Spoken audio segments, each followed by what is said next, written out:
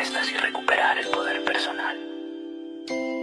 La salida no es política, no es económica, no es externa. La salida es desde adentro. Bienvenidos a Caballo de Troya. Bienvenidos a Caballo de Troya. ¿Cómo están ustedes, queridos amigos? Bueno, aquí estamos en un nuevo programa. Saludos a los moderadores. Muchas gracias por estar ahí, queridos Susana Peterson y Roberto. Muchas gracias por acompañarnos. Y bueno, hoy vamos a tener un programa que espero que lo podamos realizar, que tiene que ver con la conciencia planetaria, ¿sí? ¿Quién crees que eres? Todo un tema. Antes quiero enviar saludos, como siempre, gente que nos ha llamado desde distintos lugares. Yo les agradezco a todos porque realmente nos hacen una compañía y nos motivan a continuar con este programa. Por supuesto, saludos a los amigos y saludos a Martina, por supuesto, ¿verdad? No puede faltar ese saludo a Martina. Muy bien, dijimos que íbamos a tener un programa que tiene que ver con conciencia planetaria. ¿Quién crees que eres? O, en realidad, ¿quién creemos que somos? Es todo un tema muy, muy interesante y espero que nuestro invitado pueda estar en breve con nosotros. ¿Sí? Aquí lo tenemos a nuestro invitado, es el druida.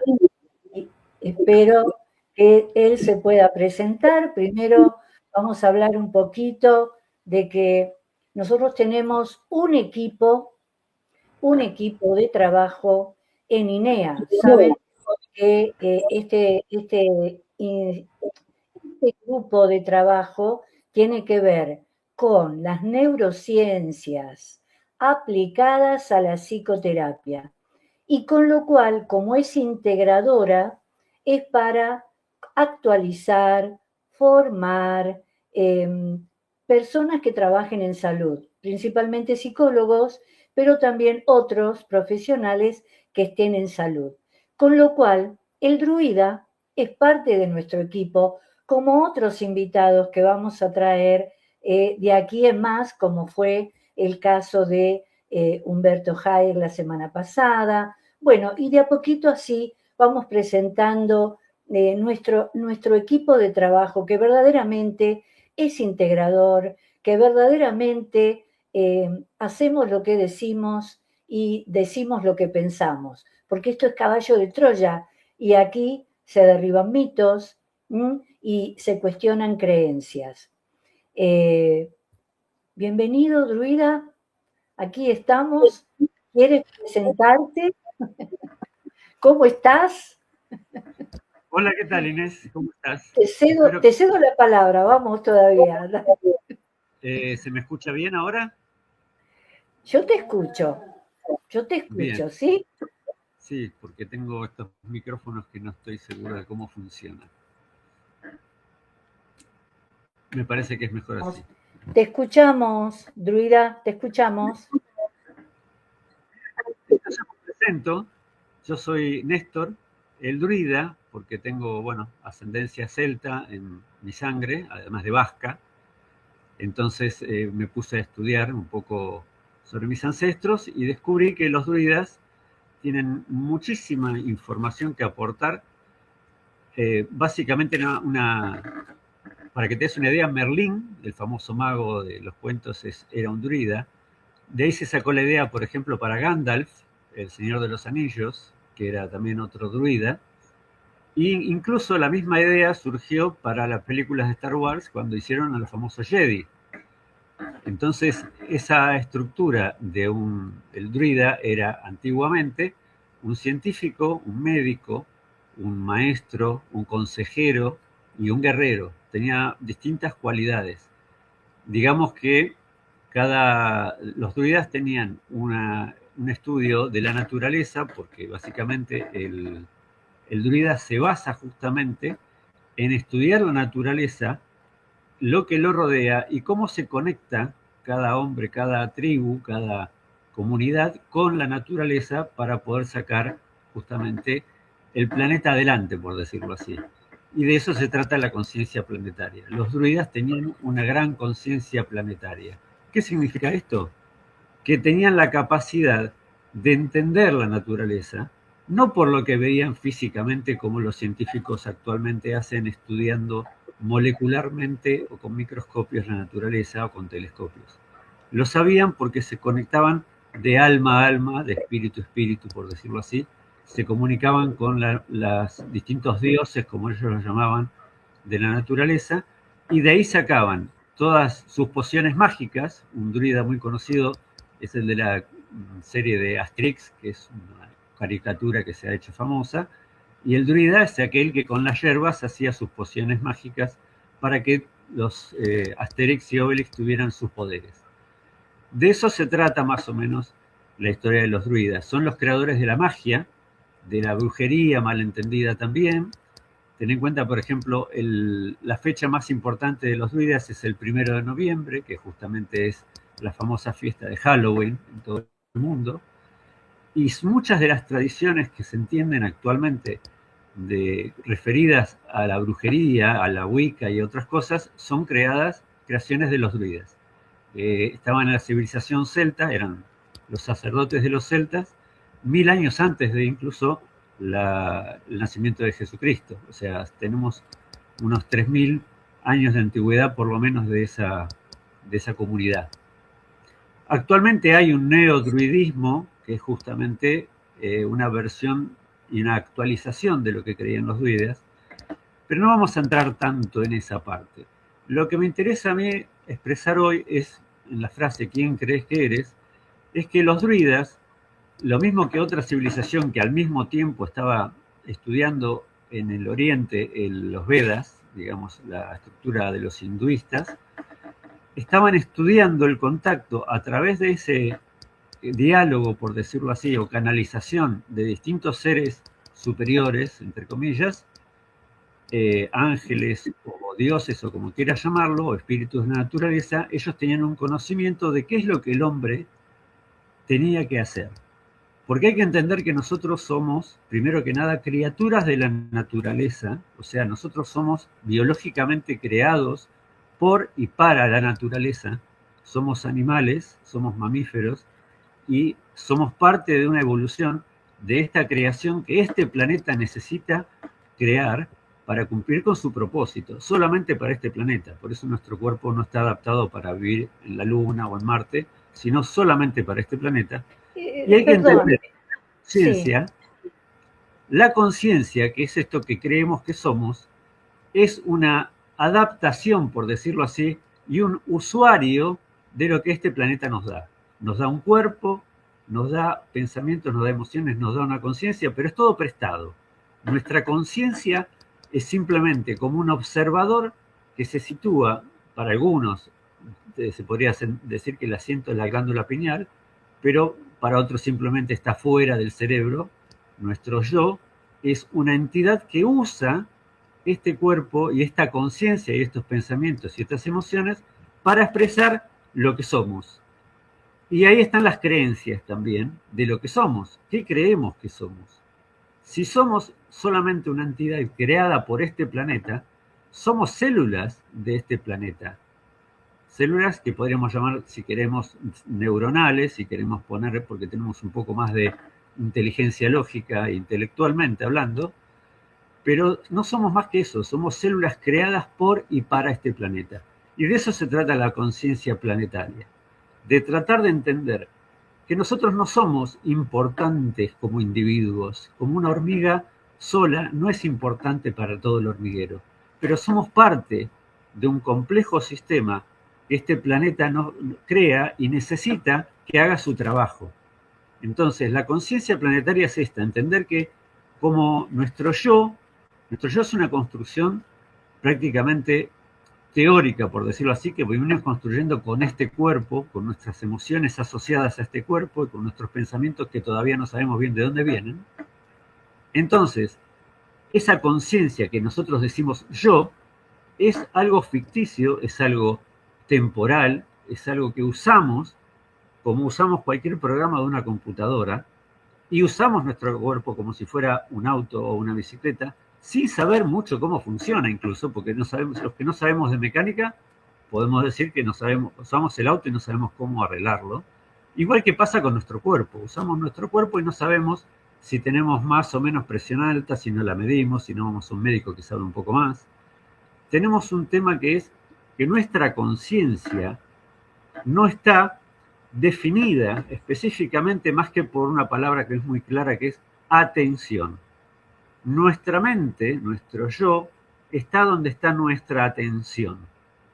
Y si nosotros prestamos atención únicamente a las cosas del cuerpo y a las cosas que nos rodean, es lo que actualmente muchos dicen que estamos invadidos o nuestra conciencia está solamente consciente de las 3 dimensiones de este mundo material. Bueno, entonces estamos en un nivel de conciencia muy básico, pero tenemos la capacidad de tener más conciencias, mejor dicho, aumentar nuestra conciencia y ser conscientes de mundos más sutiles, de pensamientos y energías que están más allá de lo que es concreto y cotidiano, tenemos un pensamiento abstracto que nos permite incluso ver cosas como los físicos han visto y analizado. ¿Te puedo hacer una pregunta, Néstor? Te hago una pregunta, porque sí. En días anteriores sabemos que vos hablas mucho de cómo llegaste a esto, has tenido experiencias, por eso te has convertido, o sea, tenés mucho saber en este aspecto y has tenido muchas experiencias. Me gustaría que lo puedas, si querés, ¿no? Si lo puedas decir, para que también las personas puedan saber de dónde nace este concepto, o sea, este nombre druida que vos te adjudicás. ¿No es cierto? Es decir, ¿cómo vos resonás con este nombre druida? ¿Por qué pasó esto? ¿Qué te pasó a vos en la vida, en tus primeros años, cuando entraste en toda esta cuestión, digamos, paranormal, se puede decir? Bueno, exactamente. Bueno, vos ya lo sabés. Yo desde mi juventud, mi adolescencia, empecé a tener experiencias que son netamente paranormales. De hecho, eso me llevó a estudiar con Fabio Serpa en una época, en un instituto que él tenía en Buenos Aires, que él tenía una revista que se llamaba Cuarta Dimensión, donde aprendí un montón de cosas, que lo que me pasaba a mí, lo que yo veía, lo que yo sentía y las comunicaciones que yo tenía, eran bastante comunes para el mundo paranormal, pero no para el mundo de todos los días, donde nosotros estamos acostumbrados a ir de la casa al trabajo, del trabajo a casa y tener amigos y diversión, todo lo que es la conciencia normal. Y después yo tenía una segunda vida, que era la conciencia de otras cosas que me pasaron desde mi adolescencia y necesitaba explicármelas. Y no encontraba explicaciones normales. Tuve que recurrir a un montón de lugares, institutos, iglesias, religiones. Pasé por muchos estudios esotéricos. No me quedé en ninguno porque sacaba información parcial de cada uno de ellos, en lo que me interesaba. Cuando no encontraba todo lo que yo necesitaba, recurría y salía rápidamente a buscar otro lugar. Montones de libros y cosas que estudié. Algunas me sirvieron muy bien para entender de dónde podían llegar a venir. Estudié mucho teosofía, estudié los Rosacruces, estudié masonería, o sea, todo, digamos que no pertenecía, igual que el druidismo, estudié los druidas, pero no es que pertenezco, o sea, soy un druida de sangre, por la evolución biológica, digamos, y de mis genes, pero no es que me considero un ferviente seguidor de la religión de los druidas, porque en realidad son politeístas, y necesité siempre abarcar un montón de religiones comparadas y estudios esotéricos para entender lo que yo estaba viviendo, porque no era teórico, no era algo escrito en los libros, yo lo estaba viviendo y lo sigo viviendo de distintas medidas, y me doy cuenta que mucha gente lo tiene. Es más, la mayor parte de la gente tiene alguna vez en su vida una situación paranormal que no sabe explicar Pero ¿qué pasa? Enseguida el miedo, la ignorancia, la falta de enseñanza sobre el tema, nos hace obviarlo. Mejor no hablemos de eso. Mejor, eso fue una situación que me pasó y ya está. Mucha gente, yo diría que todo el mundo, tiene en algún momento una experiencia que se podría considerar paranormal, fuera de la conciencia de lo diario de todos los días. Entonces, eso es lo que me obligó a mí a estudiar y a conectarme con gente muy sabia, muchos de ellos, otros no tanto.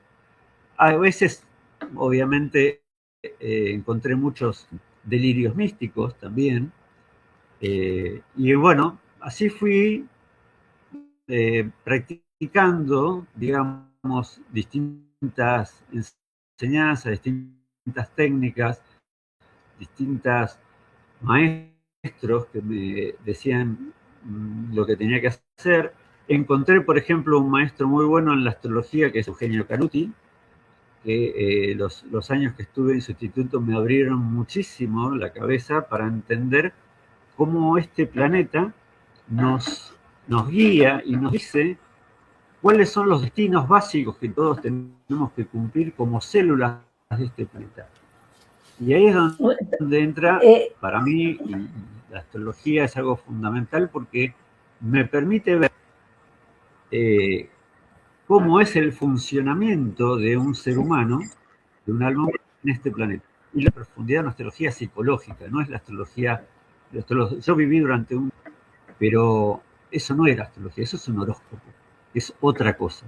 La astrología que a mí me interesó y me funcionó, la que me permitió explicar las cosas que a mí me pasaban y cómo las vivía, fue la astrología profunda, la astrología psicológica y sobre todo la cronopsicología que estudié específicamente para darme cuenta que la astrología no está basada en rayitos de ciertas energías que nos tiran los planetas, como mucha gente cree, sino que es un sistema solar, digamos, este sistema solar en el cual habitamos, y los planetas son como los chakras de un cuerpo cósmico. Así como nosotros tenemos un cuerpo físico que vemos, pero tenemos un cuerpo astral que tiene 7 chakras principales y otra cantidad enorme de otros chakras menores, como los puntos de acupuntura de la cara. Te quiero hacer una pregunta. No, ¿cómo podemos decir, contarle a las personas esto del trabajo que nosotros hacemos, ¿verdad? De decir, ¿cómo pasamos de todo este saber que tiene que ver con la astrología evolutiva sería, ¿no es cierto? El trabajo de Cronos es como una psicología evolutiva haciendo lectura con la astrología, que va muy bien y que se explica muy bien. Y también vos tenés mucho saber sobre religiones comparadas. Por ejemplo, cuando hablamos de neurociencias y hablamos de trabajo terapéutico, ¿por qué nos abocamos tanto para tener esta conciencia más amplificada, digamos? ¿Por qué nos concentramos tanto en la necesidad de saber de religiones comparadas? No solamente por teoría, claramente, sino porque estamos estudiando y ayudando a las personas desde su idiosincrasia. No es lo mismo atender una persona que viene de una familia, vos me podrás ampliar un poco más este tema, no es lo mismo una persona que viene de una familia, digamos, polaca, de una familia judía, de una familia italiana, o sea, son distintas idiosincrasias que van a pesar en esa red neuronal que comanda su diario vivir, sus creencias, su nivel de pensamiento, cómo está su atención, que dijiste precisamente al principio. ¿Cómo podrías vos, con todo este saber que vos portás desde las religiones comparadas, que no es solamente teoría, sino que es práctica, ¿para qué sirve? Sería. Primero tenemos bueno, esto lo sabés mejor vos que yo, tenemos un cerebro derecho que está mucho más activo los primeros 3 años de vida, aprendiendo no solamente los gestos y la mirada de nuestra madre y el idioma materno, sino un montón de otras cosas que es la idiosincrasia, como vos decís, y todo ese conocimiento de los primeros años de vida que tiene que ver con lo heredado, sobre todo religiosamente, de cada comunidad, porque todas las comunidades tienen una religión. Todo es como, te diría que la religión es parte de lo que todo ser humano tiene en su hemisferio derecho inculcado desde la más primera infancia. Entonces, el ver a nuestra madre rezar o ir a la iglesia o estar haciendo determinadas costumbres que serían esotéricas, o sea, son comunicaciones con su forma de ver de Dios, de sus ángeles, pedirle al santo tal, todo ese tipo de cosas son las que nosotros vamos mamando de muy pequeños. Nuestro cerebro derecho ve esos patrones como importantes porque hacen que nuestra conciencia esté como resguardada, segura, porque lo primero que hacemos, justamente el cerebro derecho, que vos lo sabés muy bien, está siempre previendo cómo protegernos de lo que nos puede hacer daño y sobre todo protegernos. Vos sabés que una cosa que me llamó la atención, que lo estudió Jung, lo estudió Freud incluso, en todas las tribus, en todas las religiones ancestrales, cuanto más lejos mejor, está la conexión con ángeles o seres o entes, ya sea espíritus guía, espíritus animales, ángeles de la guarda, que cada ser humano nace con uno como un hermano mayor que lo está cuidando y lo está aconsejando.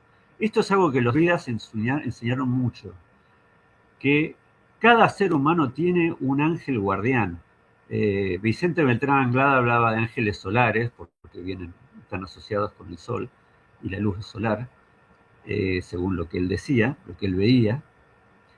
Y te puedo asegurar que es así. Cuando uno tiene una conciencia de entidades que están fuera de tu cuerpo, fuera de tu rango de influencia familiar, y resulta que podés conversar con ellos, tener diálogos con ellos, canalizar lo que te dicen para otras personas, hacer que otras personas los escuchen, eso es muy importante. Néstor, quiere decir entonces que canalizar no es privativo de algunos. Todos somos canalizadores de nuestra propia conciencia, porque como te decía recién, nuestro cuerpo no es nuestro. Nuestro cuerpo es de la naturaleza. Ni siquiera podemos cambiar un átomo, o si estamos enfermos con nuestra conciencia no somos capaces a veces de curarnos porque ni siquiera conocemos cómo funciona. O sea, nos mandaron a este mundo sin manual, por decirlo así. Es como que te dan un auto, pero bueno, ponele nafta y andá. Listo, anda. Pero no sabemos bien cómo funciona. Sí, podés tener cierto grado de control, le ponés un poco más de gimnasio, un poco más de dieta sana, pero básicamente no sabemos cómo funciona todavía nuestro cerebro. No sabemos que nuestro cerebro en realidad es solamente una radio que sintoniza frecuencias y depende de nuestra atención, que es la que mueve el dial, estamos en una frecuencia o en otra. Y esto que estoy diciendo yo es justamente eso. Si nuestra conciencia está en los problemas de todos los días de nuestro cuerpo, de nuestro refugio, de nuestra pareja, de nuestro instinto reproductivo, todos esos instintos de supervivencia son básicos del cuerpo que los hacemos automáticamente porque es automático del cuerpo, está regulado somos esclavos, por decirlo así, de un cuerpo que tiene su sistema hormonal, su ciclo circadiano, todo muy bien regulado para hacer lo que tiene que hacer como función biológica básica. Pero después de eso, tenemos una posibilidad de ampliar nuestra conciencia, nuestra atención, en otras cosas que también nuestro cerebro puede sintonizar, como otras frecuencias, por decirlo así, dentro de nuestro canal de frecuencias de este universo, y ahí podemos canalizar y conectarnos con otras entidades, con otros estudios, con el inconsciente colectivo, como decía Jung, y no solamente nuestro inconsciente personal, sino el inconsciente colectivo al cual pertenecemos. Y es ahí donde empiezan imágenes muy poderosas de los seres que están habitando con nosotros y que están todo el tiempo comunicándonos cosas y que algunos le dan más importancia que otros. Yo tengo entendido, o sea, yo soy uno de los que son más conscientes de que eso viene pasándome toda esta vida, y otras personas, bueno, dirán, bueno, sí, cada tanto escuché algo o vi algo, o simplemente me interesa el tema, pero no quiero meterme ahí porque me da miedo, porque eso es otra cosa. Fíjate que todas las películas de terror, lamentablemente, las han hecho para ese lado, son de fantasmas, de entidades diabólicas, de demonios.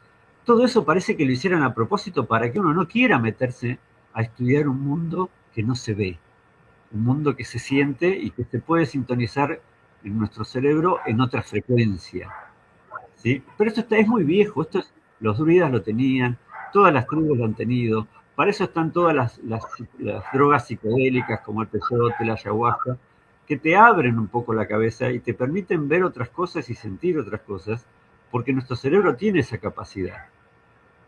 Y solamente tenemos que prestarle atención y sintonizarnos con eso.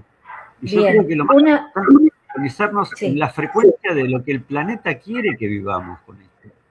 Bien, una pregunta.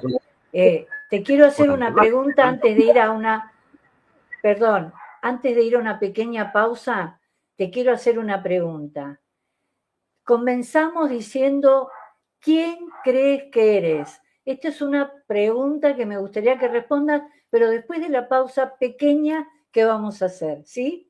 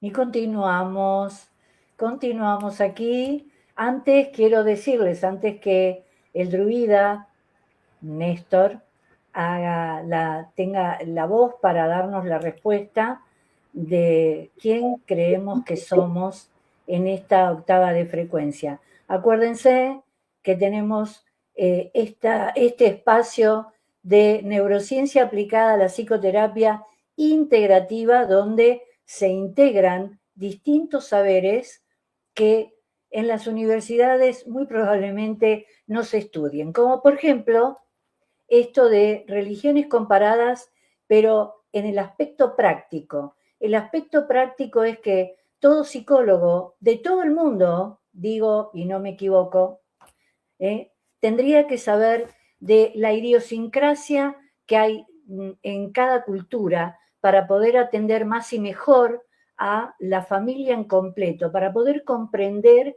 a este individuo que está atravesado por la idiosincrasia, aunque esté en una cultura, no sé, haya nacido, no sé, en Polonia y vive en Argentina. Su epigenética la trae de Polonia, corre por su sangre, corre por su ADN, y esto de alguna manera creo que lo vamos a tratar en otro programa porque es apasionante trabajar con esta epigenética que cada persona y cada familia llega a la consulta. Por ende, decimos que es muy importante saber cómo aplicar, no solamente teoría, porque esto se enseña en la Facultad de Teología, claramente, pero en la Facultad de Psicología a lo máximo que llegamos es a la filosofía o filosofía antropológica. Y acá se trata de ir un poco más profundo para poder entender lo que es la epigenética en cada persona, y sobre todo en estos tiempos que vienen, donde el psicólogo tiene un gran desafío por delante, ¿sí? Así que bueno, seguimos con el druida para que nos responda. ¿Quién creemos que somos? Te escucho. Bueno, la pregunta en sí es algo que hay que hacerse, uno tendría que hacérsela, yo me la hago seguido, porque las creencias van cambiando. porque lo único permanente en este universo es el cambio, obviamente. Nuestro yo va cambiando. No somos los mismos de hace unos años atrás, ni cuando éramos adolescentes, ni cuando éramos chicos, y vamos a ser distintos mañana pasado también. Porque nuestro yo es una entidad constructiva, o sea, nos vamos construyendo día a día y deconstruyendo también, como se dice ahora. Entonces, vamos cambiando y somos una entidad cambiante, más allá de que tenemos un temperamento, un carácter, que eso sí nos va formando, y que eso la astrología, la carta natal, te lo permite analizar.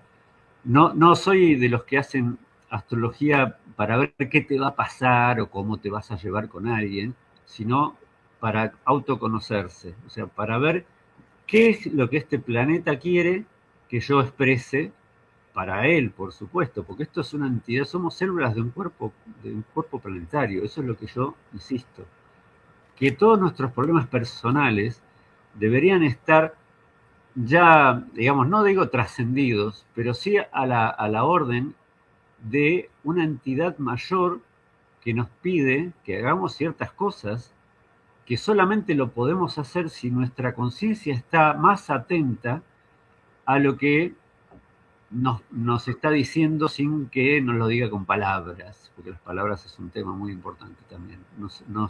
Las palabras a veces nos enredan y no dicen lo que realmente tenemos que decir. Pero esto, por ejemplo, estudiando el Añi Yoga, yo estudié yoga también muchos años, y vos sabés que hay distintos tipos de yoga. El Hatha Yoga es el que todo el mundo conoce porque es el de las posiciones, en posición de loto, de la cobra y todas esas cosas que todo el mundo hace para su cuerpo físico. Pero tenés un yoga que es para la parte emocional, que sería el Bhakti Yoga, que es como los rezos de cualquier iglesia, los mantras de cualquier iglesia. Todas las religiones tienen sus cánticos, eso sería un cántico devocional, que es para calmar el cuerpo emocional que tenemos. Nuestros chakras emocionales, evidentemente, se calman mucho con el Bhakti Yoga. Después tenemos el Raja Yoga, que es el que te permite concentrarte, el que te permite desarrollar ciertos, no diría poderes, pero bueno, ciertos siddhis, le dicen en Oriente, que son los que hace una persona que se puede concentrar con su mente como si fuera un rayo láser en un tema específico. El Jnana Yoga también es muy importante, el yoga de la contemplación, de simplemente observar y ver cómo somos acá. Y el Agni Yoga es el yoga de fuego, como se le llama, porque está asociado con Agni, que es el dios del fuego para el Oriente, pero que está asociado con la comunicación con tu parte espiritual más importante, que sería ese fuego que tenés adentro que te da la vida. Y esto tiene 3 pasos básicos. Primero que nada, la atención. Vos tenés que, como la atención es tu conciencia está, tu mente está, vos estás donde está tu atención, esa sería la clave. Tu atención, de hecho, es lo más importante. Fíjate que incluso de ahí deriva el mindfulness, tan conocido ahora, pero que viene de esa época, de hace 3.500 años atrás, donde te decían que lo importante es dónde está tu atención, en qué estás atento. Si vos estás atento a lo visible, a lo cotidiano, no estás atento a todo, estás atento a una parte mínima de la realidad. Porque hay una realidad que, bueno, ahora la física cuántica y todos los estudios científicos están avalando, hay mucho más allá de lo que nosotros vemos todos los días con nuestros ojos físicos. Hay muchas cosas, muchísimas cosas. De hecho, bueno, los físicos ya lo dijeron, hay un 95% de la materia oscura, energía oscura, que no sabemos ni siquiera cómo verla, cómo medirla. Pero nosotros tenemos esa capacidad, por lo menos, de percibirla mínimamente si nuestra atención está puesta como un rayo láser en eso. Eso sería la parte que nos comunicaría. De ahí sale todo tipo de meditación también, que meditación es simplemente mediar, hacer un puente entre esta conciencia de todos los días y una conciencia superior, por decirlo así. No me gusta ponerle superior porque suena a despectiva decir que la otra es inferior. No, es igualmente importante y útil nuestra conciencia de todos los días. Pero la conciencia de algo más, que está más allá del velo, el velo de Isis, como decían los egipcios, es algo que es muy importante que nosotros nos pongamos a desarrollar. Es como le dicen ahora la apertura del tercer ojo, por decirlo así. Sería una serie de pequeñas técnicas y ejercicios donde Nuestra conciencia no está puesta en nuestro yo de todos los días, que a ver qué voy a comer, qué voy a hacer con esta chica, qué voy a hacer con lo que estoy tratando de manejar con mi cuerpo todos los días, sino de ir un poco más allá. Y escuchar qué quiere el planeta de mí sería la pregunta básica. ¿Sí?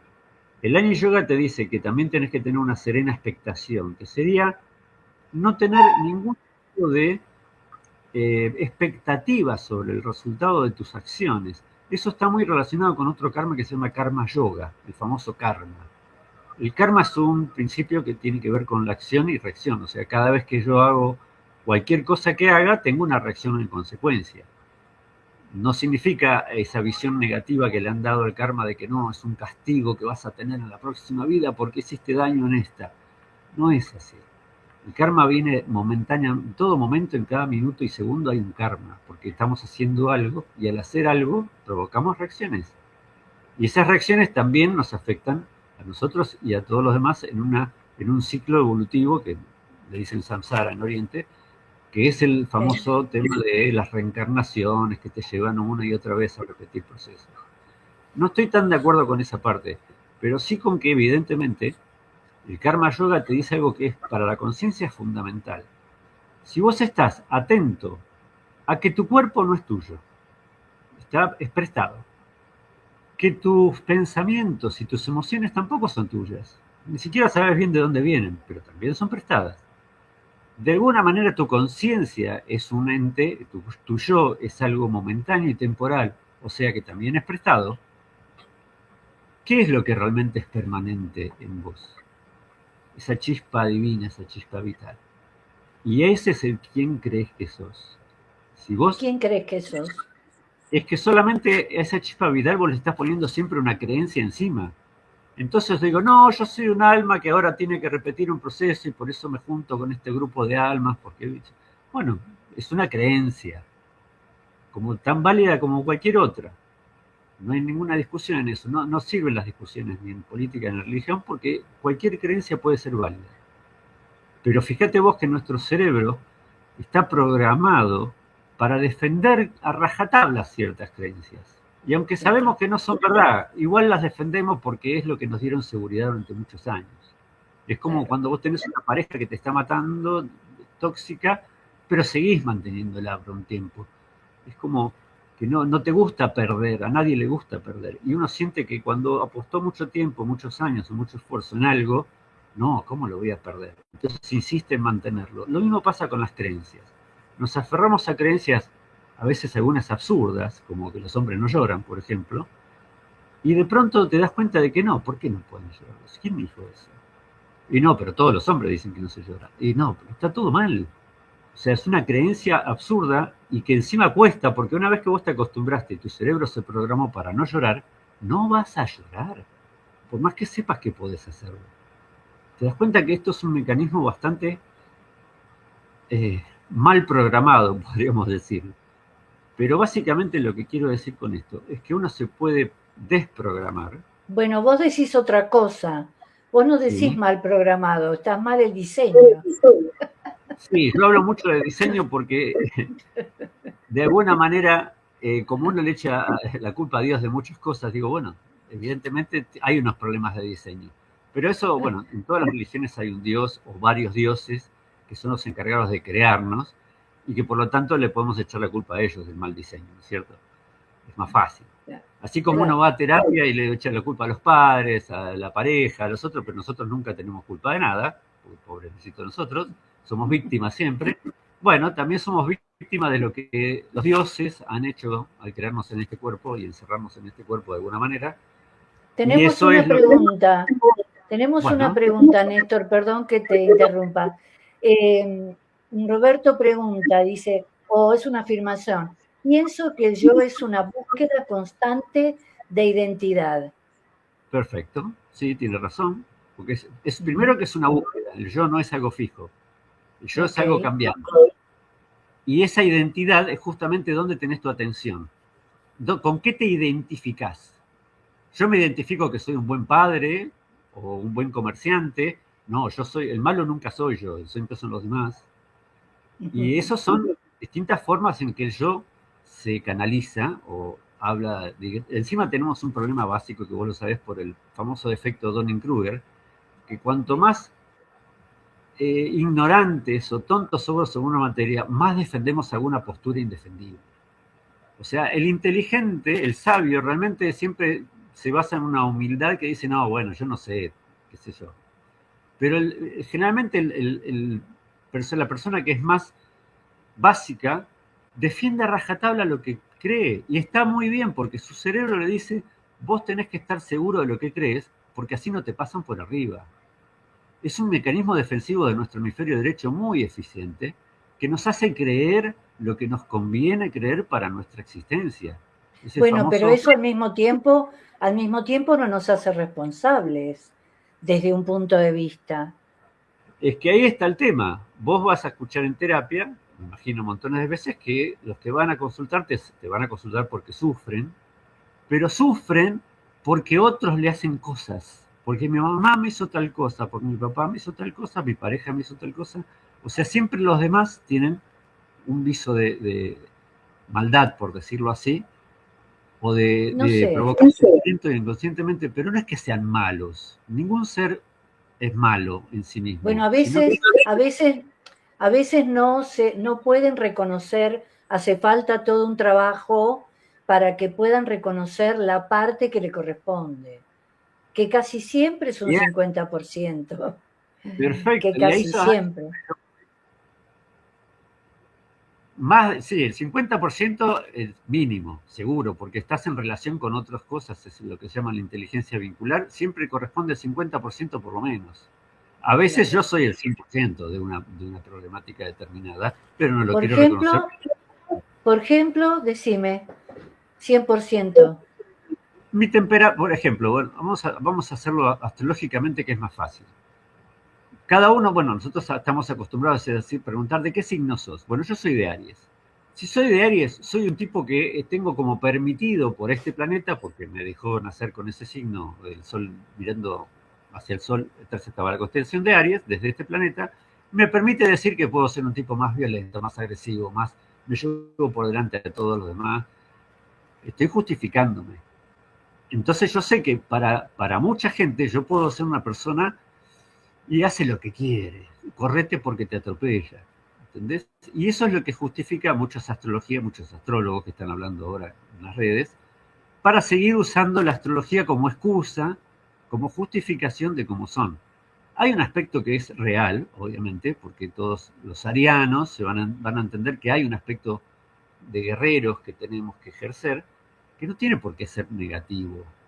Es lo que cuando hace falta poner las pilas y fuerza para hacer algún proyecto, seguro que nos van a venir a buscar, porque los arianos somos los que empezamos las cosas. Pero ahí te digo que es parte de la inteligencia planetaria entender que no tenemos solamente el signo de Aries, tenemos 12 signos, todos los tenemos, porque cuando nacimos estaban todos los planetas y todas las estrellas, no faltaba ninguna. Todos lo tenemos, nada más que en distinta proporción. Y ahí es donde voy con la astrología que yo quiero hacer, que es la astrología que yo llamo de la astrología del ascendente, no del sol. No es el signo al cual perteneces por el sol estar en determinada posición. Ni siquiera la de la luna, que es muy importante porque la posición de la luna indica cuál es tu grado emocional interno, quién sos internamente realmente. Entonces, si vos tenés el sol en Aries, pero tenés la luna en Aries, es totalmente distinto, porque lo tenés como si hubiera sido siempre de ese signo. En cambio, el sol es distinto porque es una visión a futuro, donde el yo se identifica momentáneamente. Pero lo más importante para el planeta es que sepas bien cuál es tu ascendente. Es algo que parece ridículo, porque es lo que sale por el horizonte en el momento que vos naciste, mirando hacia el este, qué constelación había, y ahí te va a decir dónde querés que el planeta pongas tu énfasis, tu energía. Eso es muy importante. Por eso yo estoy escribiendo. Un ejemplo de un ascendente. Cualquier ejemplo sirve. O sea, tenés 12 ascendentes básicos. Después le podés agregar el sol, la luna, los planetas, por eso somos Pero todos distintos. un ascendente. bueno, vamos a poner un ascendente Acuario, por ejemplo. Un ascendente Acuario, que es este famoso tema del planeta de Plutón en Acuario ahora. Los ascendentes Acuario como Carl Gustav Jung, justamente, que también tuvo experiencias paranormales en su infancia y en su adolescencia, y él estudió y se enfrentó incluso a Freud en sus dichos, porque él siempre estudió la parte más arquetípica y simbólica de las tribus y de los lugares donde iba a estudiar, porque él sabía que había entidades y cosas que obviamente te rodean y que te podés comunicar con ellas a otro nivel, si tenés justamente la atención puesta en eso. Y un ascendente Acuario, por ejemplo, es el grupo de gente que tenga ascendente Acuario, son los que tienen como misión para la Tierra, es justamente innovar, descubrir cosas nuevas, ser un poco los revolucionarios, los que cambian un poco un paradigma. Entonces ahí siempre va a haber un ascendente Acuario. No un sol o una luna en Acuario, no, esto es otra cosa. El ascendente Acuario es el que te va a pedir, el planeta va a pedir que haya ascendentes Acuario para hacer cambios en todos lados. Y eso es algo que no se sabe mucho, por eso la astrología, incluso la hora de nacimiento mucha gente no la sabe, pero se puede ver por la historia de vida, lo que se llama la rectificación de la carta. Uno puede tener conciencia de cuál es el ascendente que tiene una persona si ve su historia, si ve los seres que lo han rodeado en su infancia, si ve hacia dónde apunta, si ve su cuerpo físico, porque también el cuerpo físico está asociado con eso. Perdón que te interrumpa, porque se nos va el tiempo y no quiero Vale. dejar de hacerte una pregunta que está en el candelero ahora y me parece súper importante para mucha gente que esté escuchando o que escuche esto en diferido. Yo he escuchado, porque soy una estudiosa compulsiva, estudio y he escuchado que la posición de Quirón, que es la herida que sana, y de hecho sé que vos tuviste en tu revista muy famosa en Buenos Aires, que te llamabas Quirón, claramente, bueno, era tu nombre artístico, esta herida que sana, que mucha gente no sabe dónde tiene la posición de este asteroide, sería, ¿no? ¿Qué es tan importante? Yo le pregunto a la gente para poder atender en terapia, que lo he aprendido de ti, lo he aprendido, esto de preguntarle los datos a la persona para poder saber someramente cómo está su personalidad, más allá de los test psicológicos que forman parte del estudio que hago previo, ¿no? Ahora, esa posición de Quirón, esa herida que sana, ¿cómo lo podemos interpretar si la gente va a buscar dónde está este asteroide en su carta para saber cómo trabajarlo, para dejar de repetir situaciones que se le presentan en la vida precisamente porque en ese trauma o esa herida está la solución? Dime. Bien. A ver, primero voy a decir que yo no soy... Yo me llamé Quirón justamente como seudónimo cuando trabajaba como astrólogo haciendo horóscopos, porque yo tengo Quirón pegado al ascendente en la casa 1. O sea que yo Ok. soy un representante de Quirón. Ahora, ¿quién es Quirón? Quirón era el rey de los centauros, mitad caballo, mitad ser humano, que era muy guerrero y tenía mucho conocimiento, como los druidas, tenía conocimiento de medicinas, de las hierbas, de un montón de cosas científicas, y era básicamente el instructor de Hércules y de muchos otros héroes importantes. Ahora, lamentablemente Hércules, en su entrenamiento, usando una flecha envenenada con el veneno de la hidra que te mataba, si eras mortal, hirió en una pata al caballo, a la parte de caballo de Quirón. Quirón no era semidios, entonces no era mortal, no se podía morir, pero esa herida la tenía permanentemente abierta y supurando. Se estaba autocurando permanentemente, pero la herida no cerraba. Entonces, la gente que usaba ese líquido que salía de la pata de Quirón era como un suero curativo para otros. Por eso el ejemplo está de que Quirón sana con su propia herida. ¿Sí? Ahora, esto no es fácil de ver en la mayor parte de las personas, porque primero que todos los seres humanos tenemos heridas, obviamente. El dolor es una cosa inevitable en este planeta. El sufrimiento puede ser, según el budismo, puede ser zanjado de cierta manera, pero lo más importante es que cada trauma, y eso lo sabés vos en psicología, cada trauma, cada golpe que te deja un moretón, te deja una cicatriz, te deja una herida, te permite, gracias a la resiliencia que tenemos, que esa es otra parte del Año Yoga muy importante, poder superar el dolor, superar la crisis, superar el problema que tuvimos, y de esa manera tenemos un aprendizaje que nos convierte en psicopompos, como se decía antiguamente, que son maestros para tratar ese tema. Entonces vos vas a ver que en la vida hay muchos profesores y personas que son los que mejor enseñan es lo que han sufrido en carne propia. Y lo ves acá ahora, bueno, Internet está lleno de lugares donde una persona que tuvo un trauma específico después se dedica a ayudar a otras personas a superar ese trauma. Todos esos son quirones. Personas que usan la herida, ya sea porque fueron a terapia o porque la superaron por algún sistema religioso o por lo que sea, lograron superar su sufrimiento, su dolor, transmutarlo, ser por lo menos aliviarse de eso y enseñarles a otro cómo se alivia. Porque su herida puede seguir abierta como la de Quirón. A veces se cicatrizó, a veces se guardó en un rincón, en el recuerdo, ya está. Pero la mayoría de los heridos, siempre, vos lo sabés muy bien, los traumas siguen estando latentes y por eso uno muchas veces reacciona ante una situación determinada por el trauma que ha recibido anteriormente y no por lo que está pasando en el momento presente, ¿no? O sea, porque enojarse es muy fácil, pero con la persona adecuada, en el momento adecuado y en la intensidad adecuada es lo difícil. Eso ya lo sabemos, creo, sabemos todos, ¿no? Tal cual. Bueno, me encantó que hayas estado, sé el esfuerzo que has puesto, valoro muchísimo y probablemente podamos tener otros programas para ampliar un poquito más de otros saberes también, ¿verdad? Nos vemos en otro momento. Gracias por estar y bueno, terminamos por hoy este programa sin dejar de volver a repetir que este equipo que vamos a ir presentando, con el cual vamos a dialogar, es parte del equipo de INEA, de esta neurociencia aplicada a integrativas a la psicoterapia para aquellos que quieran formarse, capacitarse, actualizarse con todos estos saberes. Y por eso los damos a conocer también.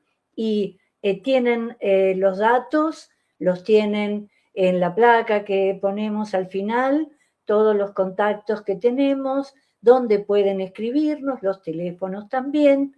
Y bueno, la semana que viene voy a adelantar que la semana que viene tenemos un hermoso programa con una colega y este programa va a ser bastante sin filtro, ¿sí? Vamos a hablar de A Calzón Quitado con dos psicólogas y quiero que no se lo pierdan porque creo que va a estar muy interesante. Mando un saludo, gracias a los moderadores, Susana y Roberto, muchas gracias por asistirnos, nos vemos la próxima semana, Dios mediante, muy buena semana, que Dios lo bendiga. Chao. Vivimos en un mundo donde todo parece estar diseñado para distraernos, dividirnos y mantenernos dormidos.